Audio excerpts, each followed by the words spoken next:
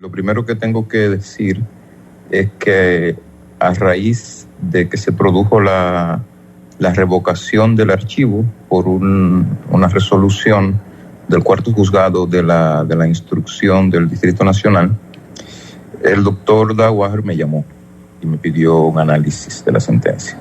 Digamos, lo que se publica, me solicitó un análisis profesional, me contrató para que hiciera un análisis de la sentencia.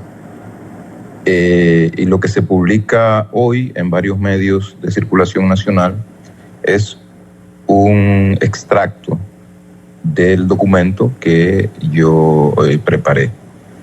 Entonces eso es lo primero que tengo que decir. ¿De qué trata la opinión, la publicación?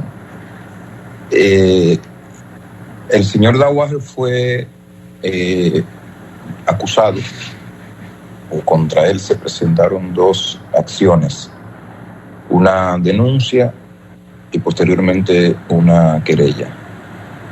Ambas instancias le sindicaban de haber cometido en esencia 4 ilícitos penales.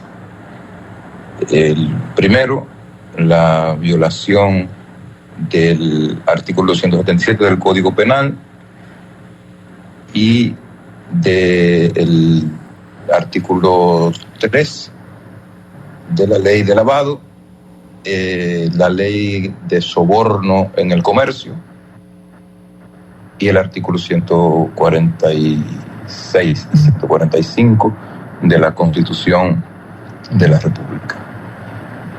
En esencia de eso se trata. El artículo 177 del Código Penal es el soborno o cohecho, para los no penalistas que escuchan el programa.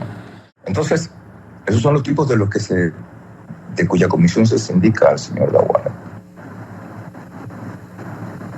Si el artículo 145 constitucional no tiene nada que ver con el derecho penal, la evasión fiscal no es un tipo penal.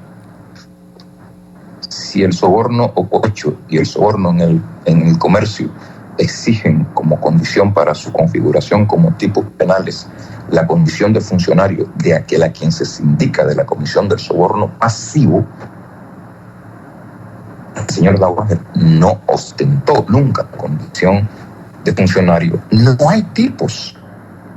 Por tanto, la decisión de archivo de la Procuraduría General de la República es correctísima desde el punto de vista del derecho.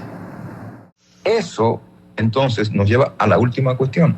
Al final, presuntamente como resultado de todos los ilícitos anteriores, entonces se les indica de la comisión del tipo de lavado. Pero sabemos que la configuración del lavado exige una serie de tipos antecedentes. Si no hay tipos antecedentes, no hay lavado.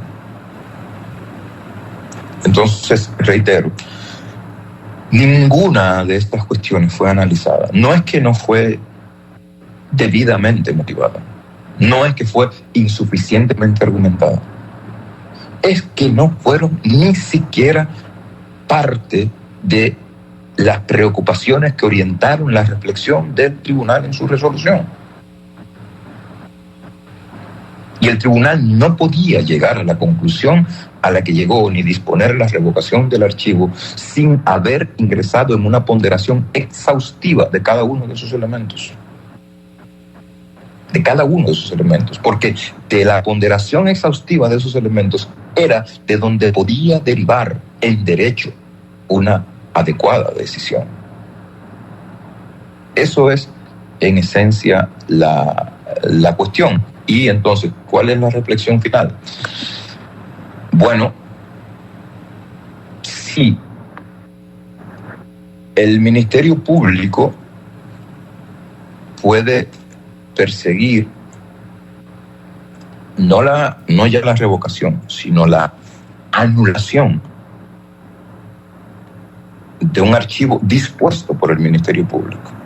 Oiga bien, de un archivo dispuesto por el Ministerio Público, sin que hayan ocurrido hechos nuevos, y más aún, sin que ni siquiera se alegara en el proceso la ocurrencia de tales hechos. y sin que se haya alegado la comisión de alguna irregularidad, sin que se haya alegado, por ejemplo, la intervención del prevaricato como causa eficiente de la adopción de la decisión de archivo, sin eso, al Ministerio Público le está vedado perseguir la nulidad de su propia decisión, porque hacerlo constituye un atentado contra la seguridad jurídica y contra la consolidación de expectativas legítimas que la resolución de la propia institución había puesto en manos del señor Andrés Daguájer. Ese es, en resumen,